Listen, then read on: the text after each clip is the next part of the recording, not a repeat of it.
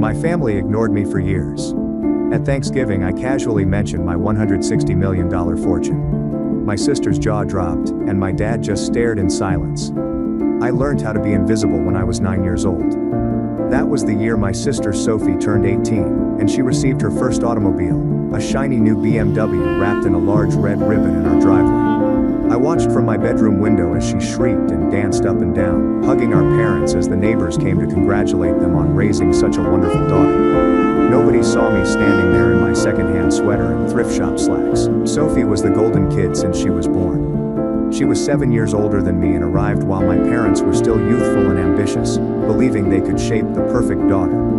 By the time I arrived, I believe I was more of an accident than a plan. The zeal had faded off. The baby books remained empty. After my first birthday, the photo book was no longer updated. My parents had a modestly successful insurance firm in Connecticut. We were not wealthy, but we were comfortable, or at least Sophie was. She went to Westfield Academy, a private institution that cost more per year than most people's automobiles. I went to Franklin Public School, which was 3 blocks from our house and had ceiling tiles that leaked when it rained and textbooks with copyright dates from the 2000s. When I questioned why Sophie got to go to private school when I didn't, my mother gave me a look like I was asking why the sky was blue. Sophie requires more stimulus. Sweetheart, she is talented. You're doing very great where you are. Fine. That term tormented me as a youngster. Sophie was extraordinary, smart, and bound for greatness. I was okay. Sophie's 17th birthday present was a vacation to Paris with our parents. For mine, I spent $30 on a grocery store cake. I bought a second-hand graphing calculator for school because mine had broken, and I knew better than to ask for a replacement. Initially, I was not bitter about the inequity. I was too young to realize what was going on. I figured this was how families function. Some students got more because they deserved it. I assimilated that thinking until it became a part of my personality. But I also developed something my sister never had: ingenuity. While Sophie was having French and violin lessons, I was training myself to code using library books and free internet courses. While she spent her summers at pricey camps in the Adirondacks, I worked at a small grocery store and saved every dime. While she was deciding which Ivy League school she would go, I was applying to state I was accepted into the University of Institutions and praying for scholarships. Connecticut on a full academic scholarship. My parents treated me to supper at Applebee's to celebrate. When Sophie was admitted to Yale and my parents paid full tuition, they had a garden party for 50 people complete with a catered buffet and a champagne toast. I ate 3 sliders and left the party early. Nobody noticed. College became my escape route. I double majored in computer science and mathematics, worked 2 part-time jobs, and spent my leisure time honing my talents. Most of my vacations were spent away from home. I told my parents I was busy with job or studies, which was true, but really I couldn't stand watching Sophie return home to fanfare and joy while I got sidetracked with, "Oh, you're here too." During my junior year, something snapped. To supplement my income, I've started working as a freelance developer, creating websites and applications for small businesses. One of my clients reported that their organization was having inventory management issues and was wasting thousands of dollars due to inefficient supply chain tracking. Over the Christmas break, I created a solution for them. It was tough, but it worked. They paid me $6,500, which was the most money I'd ever seen at once. But here's what was important. They informed others about it. Within 6 months, I had 10 organizations requesting comparable solutions. I reduced to part-time student status and focused entirely on developing better, more complicated software. I slept 4 hours a night, lived off ramen and coffee, and programmed till my fingers ached. The software evolved. I dubbed it Supply Sync, and it grew into something far greater than I could have imagined. A full supply chain management platform capable of integrating with current systems and providing real-time statistics. I was 21 years old and ran a real technology firm from my dorm room. I earned my bachelor's degree at the age of 22. Sophie had graduated from Yale the previous year and was working in a top marketing business in Manhattan, living in an apartment that our parents had helped her acquire. They were quite proud. They would exhibit images of her corner office as if they had created it themselves. I was still invisible. They were aware that I had graduated and that I was working with computers, but they were uninterested in the facts. When I tried to explain what Supply Sync accomplished, my father would graciously nod and shift the conversation to Sophie's recent client presentation. So I stopped trying to explain. There was one occasion, however, that nearly destroyed my determination to remain silent. I was 23, and I went home for Easter, which was one of the few occasions I had made the journey. Sophie had recently become engaged to her first fiancé, a lawyer named Ethan, whom my parents admired. The engagement lasted 8 months until he cheated on her. But that day, she was flaunting her ring to everyone who came through the door. I just signed my second large contract for $300,000, which will allow me to recruit 5 additional workers. I was unable to suppress my enthusiasm. Over supper, I tried again. I have some good news, I announced during a gap in the Sophie worship session. Mom glanced at me with mild interest. Oh, did you meet someone, honey? No, it's for work. I recently signed a major customer. The contract is wonderful, dear, Dad said, without glancing up from his phone. Sophie, your mother and I were thinking we should have an engagement party here at the house, maybe rent a tent for the backyard. Sophie shrieked, and the discussion changed completely.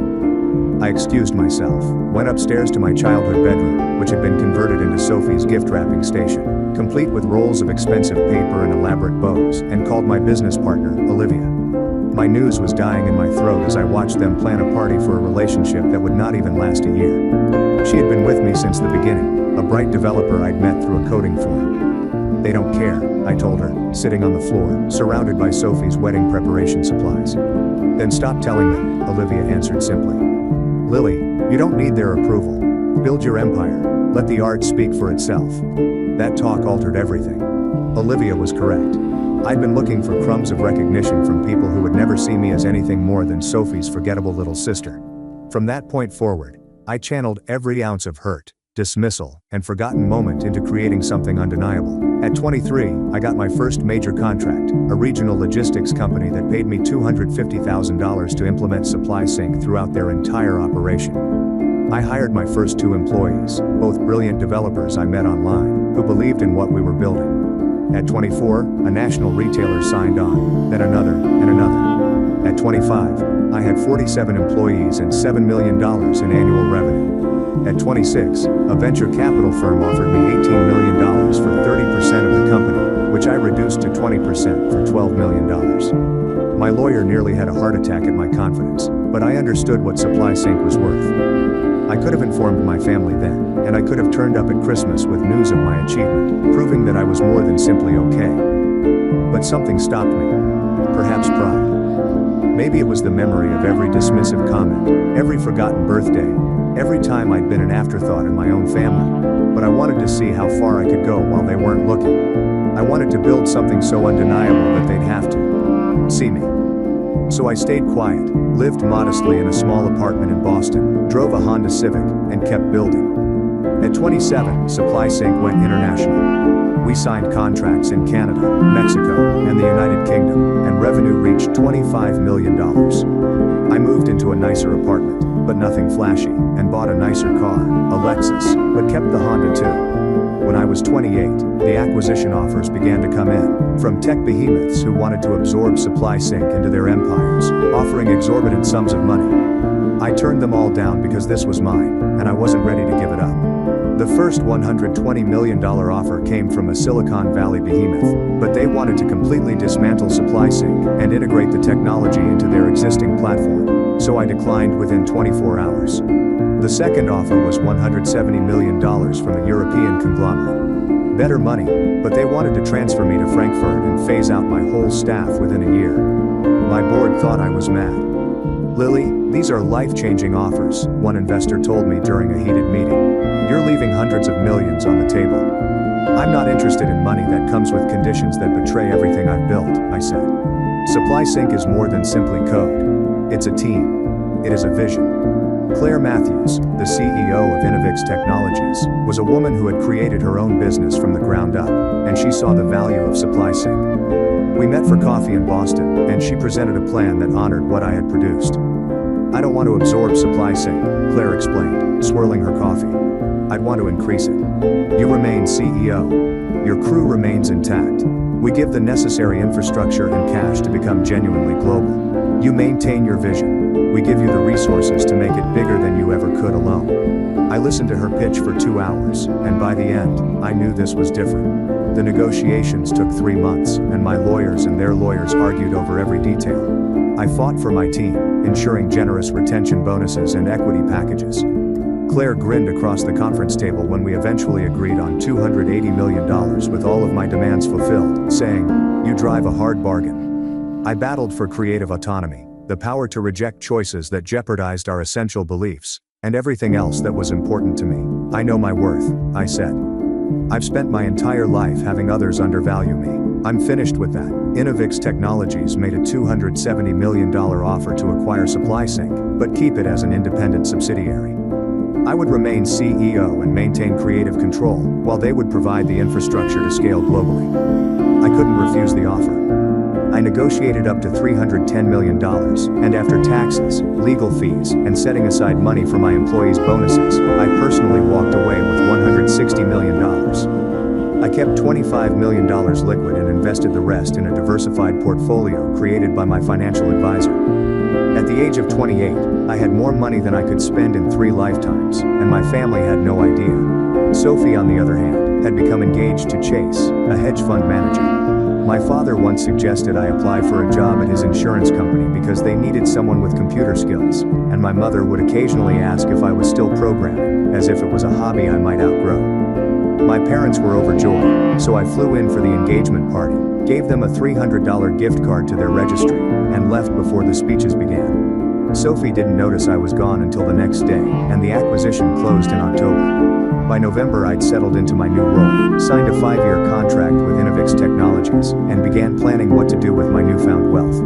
I donated anonymously to my old public school, funding a complete technology lab renovation, and established scholarship funds.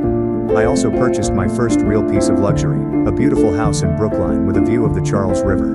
But I didn't post about it or tell anyone outside of my close circle. Thanksgiving was approaching, and for the first time in years, I wanted to go home. Not because I'd softened toward my family, but because I'd realized something. Their opinion of me no longer mattered. I'd spent so long desperate for their validation, recognition, and pride, but I didn't need it anymore. I'd validated myself.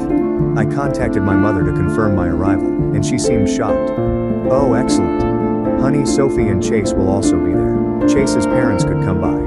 It'll be a wonderful family reunion." A pause. "You're still doing that computer stuff, right? Are you earning enough to get by? Your father knows someone who might be hiring." I smiled at the phone. "I'm fine, Mom. Really fine." "That's good. See you Thursday." I packed a suitcase, including one special item. The folder with the acquisition documentation, which I had been storing not for a spectacular surprise.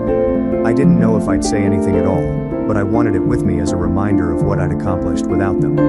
The drive to Connecticut felt different this time. Normally, I'd spend the entire trip preparing myself for disappointment, preparing to be overlooked and undervalued. This time, I listened to music and enjoyed the fall colors.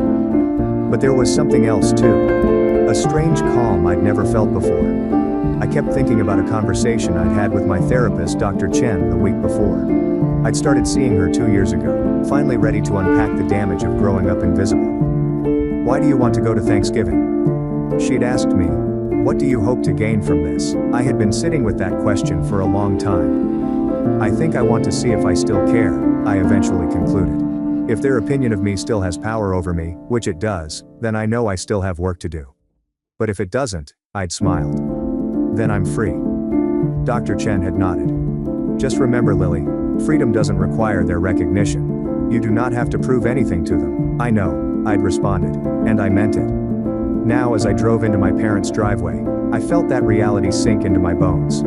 I wasn't here to prove anything. I was here to see who I'd become despite them, or maybe to say goodbye to the girl who'd spent so many years desperate for their love. When I arrived Wednesday evening, the house looked exactly the same, with the same manicured lawn and expensive cars in the driveway. Sophie's BMW had been upgraded to a Mercedes 2 years ago.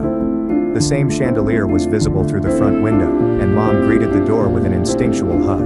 "You did it. Come inside. Come inside." Sophie and Chase are in the living room. Sophie looked up from the couch where she was looking through her phone. Chase sat beside her, looking exactly like every hedge fund manager I'd ever seen. An expensive suit even on a casual Wednesday, perfectly styled hair, and a watch that cost more than most people's cars. She'd always been beautiful, tall, blonde, and effortlessly graceful, making people turn their heads. "Hey, Em. Sophie murmured, her focus already returned to her phone. Long time. Hey. I laid my luggage down. How's the wedding planning going? Oh my gosh, this is ridiculous. We're looking at venues for next June and everything excellent is already booked. Mom has been assisting me. Thank God. Chase's mother too. It's basically a full-time job, she remarked, barely glancing up from her phone. Dad arrived from his desk, reading spectacles perched on his nose. Good to see you, Lily. How are things going on the job? It is good. Very good. Do you still have computers? Yes, Dad. Still using computers? He nodded, already losing interest. Well, that's steady employment.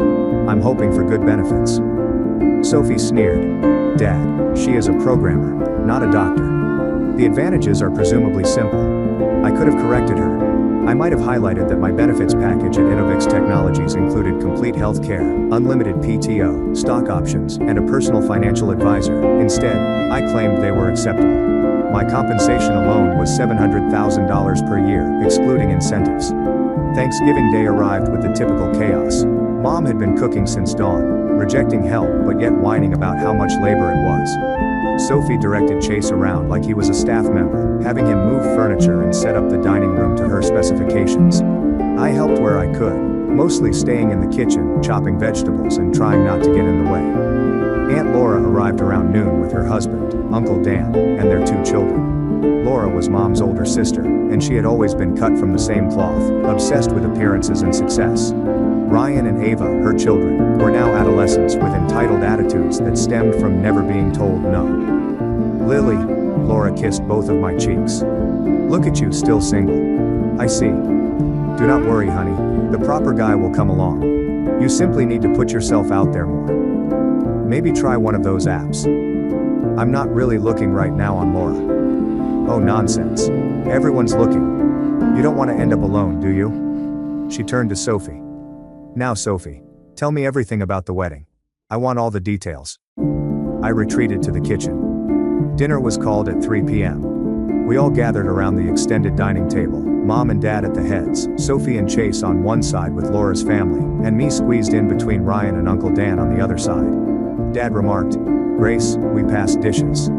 Conversation began, and as usual, it concentrated on Sophie. There was turkey stuffing, mashed potatoes, green bean casserole, and canned cranberry sauce that no one ate. So Chase, my dad began. Sophie tells me you just got promoted. Chase grinned modestly. Yes, sir. Managing director. It's a significant step up. That is fantastic. You two are actually creating a life together. I'm very proud. Dad smiled at them. Thank you, Mr. Reed. We are very excited about the future.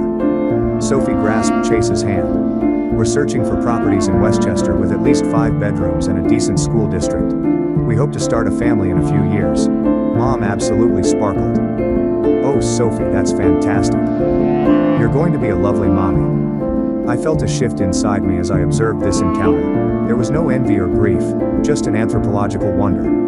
I studied my mother's face as she gazed adoringly at Sophie, trying to remember if she'd ever looked at me that way, but I couldn't recall a single instance.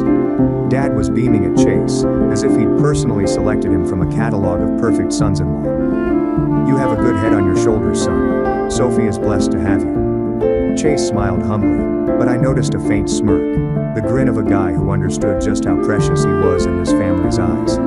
He was the golden son-in-law for the golden daughter, another accomplishment for them to boast about. While building Supply Sync, I reflected on my own dating life, which had been sparse. I'd had relationships, a few serious ones, but I'd never brought anyone home. What was the point? So they could compare him to Chase? So my mother could make that pinched expression she gets when I do anything that draws attention away from Sophie? No, I'd kept that part of my life separate, protected, just like everything else that mattered to me. Laura leaned forwards. What is your budget for the home? We're looking in the 1.5 to 2.5 million range, Chase remarked casually, like he was talking the weather. Everyone made pleased sounds. Ryan inquired if they'd have a pool, and Ava asked if she might come. I ate my turkey and said nothing. And the wedding, Laura added. Have you made a budget for it? Sophie laughed. We wanted to be unique. We're thinking about $250,000. Dad is assisting with part of it, and Chase's folks are also contributing. $250,000 for one day. I considered about the scholarships that money could finance and the lives it might alter, but I kept that notion to myself. You deserve it, sweetheart, she added. It's your special day. Sophie's wedding, Sophie's future house, Sophie's work, Chase's advancement, their wonderful life together.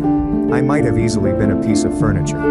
Uncle Dan, to his credit, ultimately reached out to me. So, Lily, how about you? How is your work going? The table became silent, and everyone stared at me with hazy curiosity, as if I were ready to deliver a weather report. It's going well, I said simply. Are you still doing computer programming? Dad inquired. Yeah, that's nice, honey. Mom replied in that tone. That actually meant, can we get back to talking about Sophie now? Sophie genuinely laughed.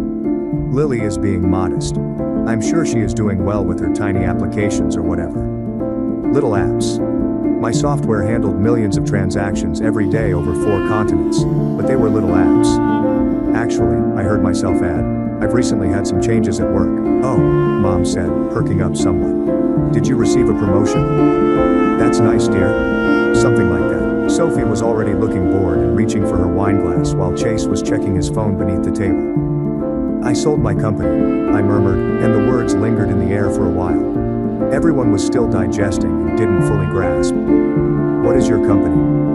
Dad's face wrinkled. I thought you worked for somebody else. No, I've owned my own firm for 7 years. Supply Sync.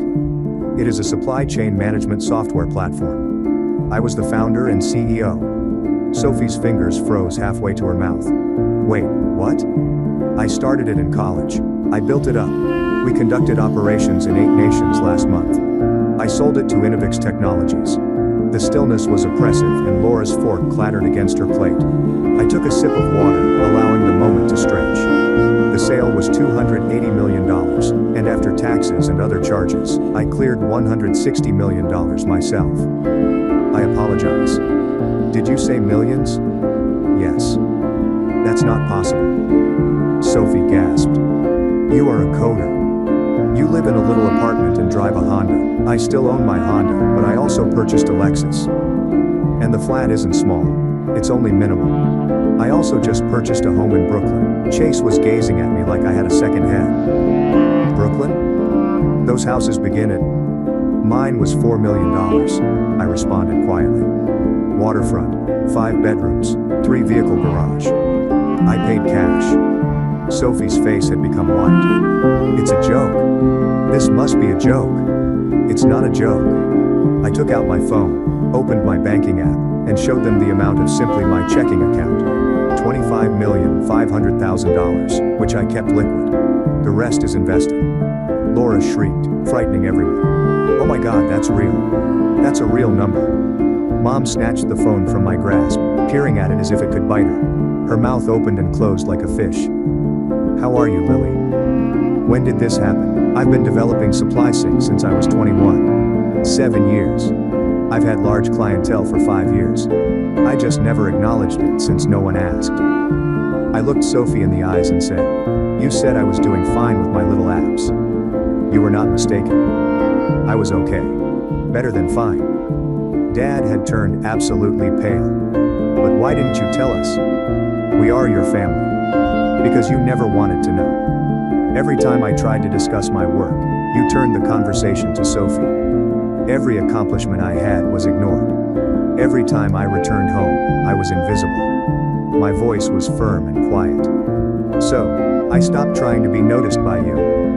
I created something magnificent without your approval, aid, or even your notice. Sophie smacked her fingers against the table. This is... You made us believe you were struggling. You made me feel sad for you. Have you felt sorry for me, Sophie? Really? I chuckled without amusement. You never thought about me at all. We would have helped you if you needed it. I've never needed it. That is the point. While you were getting everything handed to you, the private school, the cars, the trips, the money for Yale, I was working on something real. I worked 80-hour weeks. I taught myself everything. I earned every single dollar. Chase was feverishly texting on his phone, plainly glancing at me. His eyes widened. Holy, she's speaking the truth. Lily Reed, the founder of Supply Sync. The transaction generated headlines. It is all here.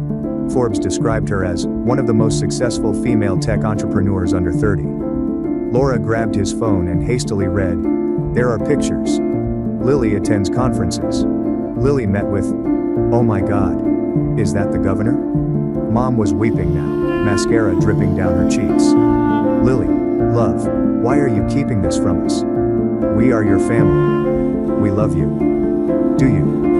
The question came out sharper than I had intended. Did you love me when you neglected my birthday 3 years in a row? Did you love me when you spent $200,000 on Sophie's schooling while giving me nothing? Did you adore me when I returned home for Christmas and you didn't have a stocking for me because you forgot I was coming? That's not fair, Dad remarked softly.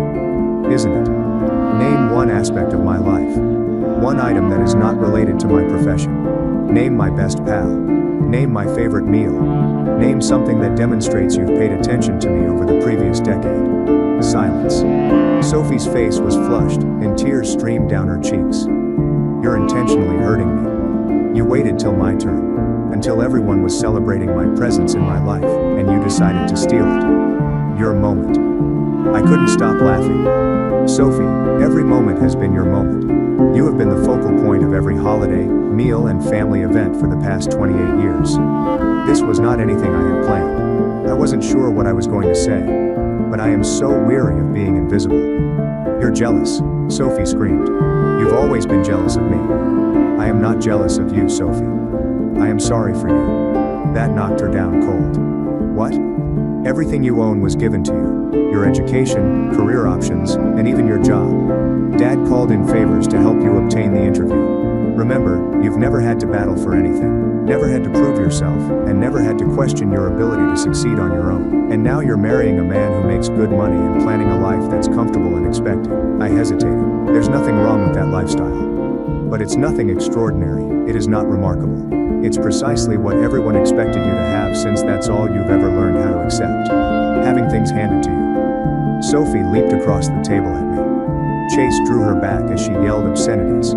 Laura was fanning herself as if she may swoon. Mom was weeping into her napkin. Ryan and Ava sat still, eyes open. Dad finally discovered his voice. Lily, I think you should leave. Yeah. I rose up, tired.